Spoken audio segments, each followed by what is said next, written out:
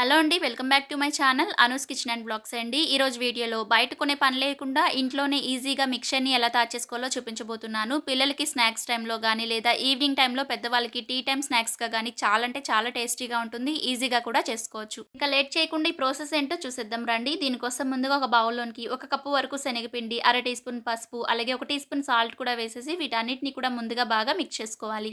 ఇలా కలిపేసుకున్న తర్వాత ఇందులోనికి కొద్దిగా నీళ్ళని పోసుకుంటూ పిండినైతే బాగా మిక్స్ చేసుకోవాలనమాట. మరీ గట్టిగా కాకుండా అలానే లూజ్‌గా కాకుండా మనం పకోడీకైతే పిండి ఎలా కలుపుకుంటామో ఈ విధంగా కొద్దిగా గట్టిగానే కలుపుకోవాలి. ఇప్పుడు ఈ పిండిని పక్కన పెట్టేసుకున్న తర్వాత ఇప్పుడు చక్రాల గిద్దె తీసేసి అందులోనికి ఈ విధంగా సన్న కారపూస ప్లేట్‌ని తీసుకొని ఈ విధంగా వేసేసుకోవాలనమాట. ఇప్పుడు ఇందులోనికి అతుక్కోకుండా కొద్దిగా ఆయిల్ వేసేసి దీని అంతటిని కూడా అప్లై చేసుకోవాలి. ఇలా ఆయిల్ వేసిన తర్వాత అంతా స్ప్రెడ్ చేసుకొని మనం కలుపుకున్న పిండిని కొద్దిగా తీసేసి దీనిలో ఎంతైతే పడుతుందో అంత పిండిని వేసుకోవాలనమాట. ఇప్పుడు మూత పెట్టేసి క్లోజ్ చేసేసుకోవాలనమాట. ఈ విధంగా టైట్ చేసిన తర్వాత మీడియం ఫ్లేమ్‌లో హీట్ చేసుకున్న ఆయిల్‌లోనికి ఈ విధంగా చక్రాల్లాగా వేసుకోవాలి. ఇలా వేసేసిన తర్వాత మీడియం ఫ్లేమ్‌లో మాత్రమే ఫ్రై చేసుకోవాలి. ఆయిల్ అనేది మరీ ఎక్కువగా హీట్ అవ్వకూడదండి. అలా హీట్ అయితే గనుక కలర్ అనేది చేంజ్ అయిపోతుంది. కాబట్టి మనకి ఈ విధంగా గోల్డెన్ కలర్‌లోకి వేగిన తర్వాత రెండో వైపు కూడా టర్న్ చేసుకొని వీటిని ఫ్రై చేసుకోవాలి. ఇలా రెండు వైపులా కూడా చక్కగా వేగిపోయిన తర్వాత ఇంకా ప్లేట్‌లోనికి తీసి పక్కన పెట్టుకోవాలి. ఇదే విధంగా కలుపుకున్న పిండి అంతటిని కూడా ఫ్రై చేసి తీసుకోవాలి. నెక్స్ట్ ఇదే ఆయిల్‌లోనికి ఒక కప్పు వరకు కార్న్ ఫ్లేక్స్‌ని వేయించి తీసుకోవాలి. అలాగే హాఫ్ కప్ వరకు వేరుశనగ పప్పు, హాఫ్ కప్పు పుట్నాల పప్పు, పావు కప్పు జీడిపప్పులని కూడా వేయించుకోవాలి. ఇందులోనే ఒక గుప్పెడు వరకు కరివేపాకును కూడా వేసి కొంచెం క్రిస్పీగా అయ్యే వరకు ఫ్రై చేసి తీసుకోవాలి. అన్నిటిని కూడా వన్ బై వన్ ఫ్రై చేసుకున్న తర్వాత వీటన్నిటిని ఒక బౌల్‌లోకి తీసుకోవాలన్నమాట. ఇప్పుడు ఇందులోనికి టేస్ట్‌కి తగ్గట్టు ఒక హాఫ్ టీ స్పూన్ వరకు సాల్ట్, ఒక టీ స్పూన్ వరకు కారం కూడా వేసేసి వీటన్నిటిని కూడా బాగా పట్టించుకోవాలి. ఇలా మిక్స్ చేసుకున్న తర్వాత ముందుగా ఫ్రై చేసుకున్న సేవ్ మిక్చర్‌ని కూడా ఇలా చిన్న ముక్కలుగా కట్ చేసేసి వేసుకోవాలన్నమాట. ఇంకా అన్నిటిని కూడా ఇలా కలిపేసుకున్న తర్వాత ఒకసారి మళ్ళీ మిక్స్ చేసుకోవాలి. ఇంక ఇందులోనికి సాల్ట్ ఎక్స్‌ట్రాగా వేయక్కర్లేదండి. ఎందుకంటే మనం పిండి కలిపేటప్పుడే కొద్దిగా సాల్ట్ వేసాం కాబట్టి కరెక్ట్‌గా సరిపోతుందన్నమాట.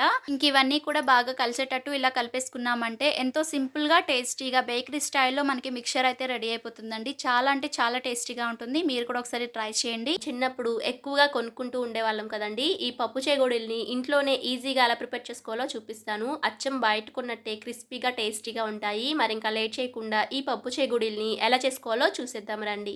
ఈ పప్పు చేగోడీల కోసం ముందుగా శనగపప్పుని ఒక అరకప్పు తీసుకుని ఒక గిన్నెలోకి వేసుకోవాలి. ఇప్పుడు ఈ శనగపప్పుని ఒకసారి నీళ్లతో శుభ్రంగా కడిగి తీసుకోవాలి. ఇప్పుడు శనగపప్పు అంతా కూడా మునిగేంత వరకు కూడా కొద్దిగా వాటర్‌ని వేసుకుని నానపెట్టుకోవాలి. మీకు టైం ఉంటే ఒక 3 గంటల పాటు నానపెట్టుకోండి. లేదంటే 1 గంట లేదా 2 గంటల పాటైనా సరే నానపెట్టుకోవచ్చు. నేనిక్కడ 1 గంట తర్వాత పప్పుని ఈ విధంగా నానపెట్టుకున్నానండి. ఇలా నానపెట్టుకున్న శనగపప్పుని వాటర్ ఏమీ లేకుండా ఇలా వాటర్ మొత్తాన్ని కూడా వడకట్టేసుకోవాలి. ఇలా వడకట్టుకున్న తర్వాత ఇప్పుడు ఈ శనగపప్పుని పక్కన పెట్టుకుందాము. ఈ విధంగా ఒక కాటన్ క్లాత్ తీసుకొని లేదా ఒక కర్చీఫ్ గాని తీసుకొని ఈ విధంగా ఒక నీట్‌గా ఉండే సర్ఫేస్ పైన వేసుకొని మనం నానబెట్టుకున్న ఈ శనగపప్పుని వాటర్ ఏమీ లేకుండా ఇలా వేసుకోవాలి. ఇలా వేసుకుని ఒక గంట పాటు ఫ్యాన్ కింద ఆరబెట్టుకోండి. మనకి వాటర్ ఏమీ లేకుండా మనకి ఆరిపోవాలి. లేదంటే ఇలా కాటన్ క్లాత్‌తో శనగపప్పునంతా కూడా ఒకసారి తుడిచేసుకున్న తర్వాత ఆరబెట్టుకున్నా కూడా తొందరగా ఆరిపోతుంది. కాబట్టి శనగపప్పుని ఇలా తడేమీ లేకుండా పొడి పొడిగా ఆరబెట్టుకోవాలి. నేనిక్కడ ఒక గంట తర్వాత ఈ శనగపప్పుని చూపిస్తున్నానండి. చూసారు కదా! తడేమీ లేదు. ఇలా ఆరబెట్టుకున్న ఈ శనగపప్పుని ఇప్పుడు తీసుకొని ఒక గిన్నెలోనికి వేసుకోవాలి. ఇప్పుడు ఈ శనగపప్పుని పక్కన పెట్టుకుందాము. ఇప్పుడు మరొక గిన్నె తీసుకొని అందులోనికి ఒక కప్పు వరకు బియ్యపు పిండి వేసుకోవాలి. నేనిక్కడ పొడి బియ్యపు పిండే తీసుకుంటున్నానండి. ఇలా వేసుకున్న తర్వాత మరొక అరకప్పు వరకు మైదా పిండి తీసుకోవాలి. మీరు కావాలంటే మైదా పిండి మొత్తంతోనే కూడా ఈ చెగోడీల్ని ప్రిపేర్ చేసుకోవచ్చు. ఇప్పుడు ఈ బియ్యపు పిండి, మైదా పిండిని కూడా అంతా కూడా ఒకసారి స్పూన్‌తో ఇలా కలుపుకోండి. ఇలా కలుపుకున్న తర్వాత ఇప్పుడు దీన్ని పక్కన పెట్టుకోవాలి. ఇప్పుడు స్టవ్ మీద ఒక కడాయి పెట్టుకొని 1:30 కప్పుల వాటర్ వేసుకోండి. బియ్యపు పిండి, మైదా పిండి ఎంత తీసుకుంటామో అంతే వాటర్ వేసుకోవాలి. అలాగే రుచికి తగ్గట్టు ఉప్పు, ఒక టీ స్పూన్ కారం వేసుకోండి. అలాగే ఒక చిటికెడు ఫుడ్ కలర్ యాడ్ చేస్తున్నాను. మీరు కావాలంటే వేసుకోండి, లేదంటే పూర్తిగా ఆప్షనల్ మాత్రమే. కొద్దిగా కలర్ఫుల్‌గా కనబడడానికి నేను ఇక్కడ కొద్దిగా ఫుడ్ కలర్‌ని యాడ్ చేస్తున్నాను. ఇప్పుడంతా కూడా ఈ విధంగా కలుపుకొని మరిగించుకోవాలి. ఒక 10 నిమిషాల పాటు మీడియం ఫ్లేమ్‌లో పెడితే ఇలా మరిగిపోతుంది. ఇలా మరిగిన తర్వాత కలుపుకున్న మైదా పిండి, బియ్యపు పిండిని ఒక చేత్తో వేసుకుంటూ మరొక చేత్తో ఇలా గరిటెతో మిక్స్ చేసుకోవాలి. ఈ విధంగా కలుపుతూ ఉంటే మనకంతా కూడా బియ్యపు పిండి వాటర్‌ని పీల్చేసుకుంటుంది. ఇలా అంతా కూడా కలుపుకోవాలి లో ఫ్లేమ్‌లో పెట్టుకొని. ఇలా అంతా కూడా కలిపేసుకున్న తర్వాత స్టవ్ ఆఫ్ చేసుకుని దీనిపైన మూత పెట్టి గోరువెచ్చగా అయ్యేంత వరకు కూడా పక్కన పెట్టుకోవాలి. నేనిక్కడ గోరువెచ్చగా అయిన తర్వాత చూపిస్తున్నానండి. అలా వేడిగా ఉన్నప్పుడే గనక మనం చేయి పెట్టామంటే కాలుతుంది కాబట్టి గోరువెచ్చగా అయిన తర్వాత ఇప్పుడు ఇందులోనికి ఒక 2 టేబుల్ స్పూన్ల ఆయిల్ వేసుకోండి. ఇలా ఆయిల్ వేయటం వల్ల మనకి చేతికి అతుక్కోకుండా కలుపుకోవడానికి ఈజీగా ఉంటుంది. ఇప్పుడు ఈ పిండిని అరచేత్తో ఇలా ఒక 5 నిమిషాల పాటు కలుపుతూ ఉండాలి. ఒకవేళ పిండి కనుక లూజ్ అయిందంటే కొద్దిగా మనం మైదా పిండిని వేసి కలుపుకోవచ్చు. ఇలా కలుపుతూ ఉంటే గనక మనకి ఇలా సాఫ్ట్ ముద్దలాగా రెడీ అవుతుందండి. ఇక్కడ చూపిస్తున్నట్టు కలుపుకోండి. మరీ గట్టిగా కలుపుకోకూడదు. అలా అని మరీ సాఫ్ట్‌గా కలుపుకోకూడదు. ఒకవేళ పిండిని గట్టిగా కలిపామంటే చెగోడీలు మరీ గట్టిగా రాయిలాగా వచ్చేస్తాయండి. అలా అని లూజ్‌గా కలిపామంటే చెగోడీలు వేగిన తర్వాత మెత్తగా అయిపోతాయి. కాబట్టి ఇక్కడ చూపిస్తున్నట్టు ఇలా కలుపుకున్న తర్వాత ఇందులో నుండి కొద్దిగా పిండి ముద్దను తీసుకొని మిగతా పిండిని దీనిపైన మూత పెట్టేసి ఆరిపోకుండా పక్కన పెట్టుకోవాలి. ఇప్పుడు మనం తీసుకున్న పిండి ముద్దని నీట్‌గా ఉండే సర్ఫేస్ పైన గానీ, లేదా ఒక చెక్క పైన గానీ ఈ విధంగా రోల్ చేసుకోవాలి. మరీ లావుగా కాకుండా, మరీ సన్నగా కాకుండా ఇక్కడ వీడియోలో చూపిస్తున్నట్టు ఈ మాదిరిగా మనం ఈ విధంగా రోల్ చేసుకుంటే చెగోడీలు కరెక్ట్‌గా వస్తాయండి. ఇలా రోల్ చేసుకున్న తర్వాత ఈ 2 ఎడ్జెస్‌ని కూడా ఈ విధంగా కలుపుకుంటే చెగోడీ అనేది రెడీ అయిపోతుంది. చాలా సింపుల్‌గా ఈ చెగోడీని రెడీ చేసుకోవచ్చండి. ఒకవేళ పప్పు వద్దనుకుంటే ఈ చెగోడీల్ని ఇలాగే డీప్ ఫ్రై చేసుకుని తీసుకోవచ్చు. మనం ఇక్కడ పప్పు చెగోడీలు చేస్తున్నాం కాబట్టి మనం తీసుకున్న ఈ పప్పుని ఈ చెగోడీకి అతికించుకున్నామంటే పప్పు చెగోడీలు అయిపోతాయండి. ఒకవేళ ఈ ప్రాసెస్ కష్టంగా ఉందంటే గనక ఇక్కడ చూపిస్తున్నట్టు కూడా ట్రై చేయొచ్చు. ముందుగా కొద్దిగా పిండి ముద్దను తీసుకుని రోల్ చేసుకుని మనం నానబెట్టుకున్న శనగపప్పుని ఈ విధంగా అతికించుకుని రోల్ చేసుకుని మిగతా రెండో వైపు కూడా ఈ పప్పును అతికించుకుని మనం చెగోడీలాగా చేసుకున్నామంటే మనకి పప్పు అనేది అంత ఈజీగా ఊడదండి.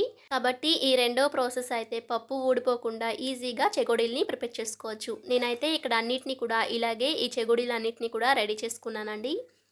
ఇలాగే ముందుగానే అన్నిటిని కూడా రెడీ చేసుకుంటే ఫ్రై చేసుకోవడానికి సులువుగా ఉంటుంది. ఇప్పుడు స్టవ్ ఆన్ చేసుకొని ఒక కడాయి పెట్టుకొని అందులోనికి డీప్ ఫ్రైకి సరిపడా ఆయిల్‌ని వేసుకోవాలి. ఆయిల్ అనేది ఎక్కువగా హీట్ అవ్వకూడదు. ఇక్కడ చూపిస్తున్నట్టు మీడియంగా హీట్ చేసుకోవాలి. ఇలా ఆయిల్ అనేది మీడియంగా హీట్ అయిన తర్వాత మనం ప్రిపేర్ చేసుకున్న ఈ చెగోడీల్ని వేసుకోవాలి. మరీ ఎక్కువగా వేయొద్దండి. మనకి ఎన్నైతే పడతాయో దాన్ని బట్టి వేసుకోండి. ఎక్కువగా వేసేస్తే విరిగిపోతాయి. కాబట్టి మనం తీసుకున్న ప్యాన్‌కి ఎన్ని పడితే అన్ని వేసుకోవాలి. అలా అని వేసిన వెంటనే కూడా కదపకూడదు. కాబట్టి ఒక 2 నిమిషాలు ఆగిన తర్వాత రెండో వైపు కూడా తిప్పుకోవాలి. వెంటనే కూడా తిప్పామంటే ఇవి సాఫ్ట్‌గా ఉంటాయి కాబట్టి విరిగిపోతాయండి. కాబట్టి ఒక వైపు కొద్దిగా వేగిన తర్వాత రెండో వైపు తిప్పుకుంటే చక్కగా వేగిపోతాయి. తొందరగా వేగిపోతాయని హై ఫ్లేమ్‌లో పెట్టి ఫ్రై చేసామంటే పైన కలర్ వచ్చేసి లోపల పిండి పిండిగా ఉండిపోతుందండి. కాబట్టి కంపల్సరీగా మీడియం ఫ్లేమ్‌లో అటు ఇటు తిప్పుకుంటూ ఇలా మంచి కలర్‌లోకి వేయించుకోవాలి. ఇలా వేగిన తర్వాత ఇప్పుడు వీటిని తీసేసుకోవాలి. ఇలా గరిటని ఒక 2 సార్లు ట్యాప్ చేసామంటే ఎక్స్ట్రా ఆయిల్ ఏమైనా ఉంటే వచ్చేస్తుంది. చూసారు కదా చక్కగా వేగిపోయాయి. ఇప్పుడు వీటిని తీసుకుని ఒక ప్లేట్‌లోనికి వేసుకోవాలి.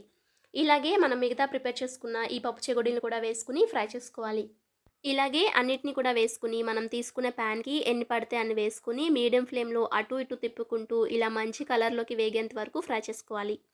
ఇలా వేగిన తర్వాత వీటిని కూడా తీసుకుని ప్లేట్‌లోనికి వేసుకోవటమే. చూసారు కదండీ! చాలా సింపుల్‌గా పప్పు చెకోడీల్ని ఇంట్లోనే అచ్చం బయట కొన్నట్టే ప్రిపేర్ చేసుకోవచ్చు. ఒక్కసారి ఇంట్లో చేశారంటే చాలా రోజులు స్టోర్ చేసుకోవచ్చు. అలాగే ఒకసారి ఎప్పుడైనా ఇంట్లో ట్రై చేశారంటే ఇంక అసలు బయట కొనమన్నా కొనరండి. అంత టేస్టీగా, క్రిస్పీగా ఉంటాయి. ఇక్కడ మీకు చూస్తేనే అర్థమైపోతుంది ఎంత క్రిస్పీగా గుల్లగుల్లగా వచ్చాయో. మరమరాలతో మిక్చర్‌ని ఎలా చేసుకోవాలో చూపిస్తాను. స్పైసీగా, కారంగా భలే ఉంటాయండి. ఒకసారి తప్పకుండా ట్రై చేయండి. మనకి ఇంట్లో మరమరాలు ఉంటే చాలు ఇంకేమీ అక్కర్లేదండి. మనకి స్నాక్ అనేది రెడీ అయిపోతుంది. చాలా సింపుల్‌గా చేసుకోవచ్చు. పిల్లలు స్నాక్స్ అడిగినప్పుడు కానీ, లేదంటే వర్షం పడినప్పుడు కారంగా తినాలనిపించినప్పుడు కానీ ఇలా మరమరాలు మిక్చర్ చేసుకోండి. కరకరలాడుతూ చాలా బావుంటుంది. మరి ప్రాసెస్ ఏంటో చూసేద్దాం. ఈ మరమరాలు మిక్చర్ కోసం ముందుగా స్టవ్ మీద ఒక కడాయి పెట్టుకొని ఇందులోని మరమరాల్ని వేసుకోవాలి. చాలామంది బొరుగులు అంటారు, మరమరాలు అంటారు కదండి. మరి మీరు కూడా ఏమంటారో కామెంట్ చేయడం మర్చిపోకండి. అలాగే లో ఫ్లేమ్లో వీటిని ఫ్రై చేసుకోవాలి క్రిస్పీగా అయ్యేంత వరకు. కంపల్సరీగా లో ఫ్లేమ్లోనే ఫ్రై చేసుకోండి. హై ఫ్లేమ్లో పెట్టామంటే ఇవి కలర్ మారిపోయి సన్నగా అయిపోతాయి, క్రిస్పీగా రావు, మెత్తబడిపోతాయి. కాబట్టి ఇలా క్రిస్పీగా అయ్యేంత వరకు లో ఫ్లేమ్లో ఫ్రై చేసుకోండి.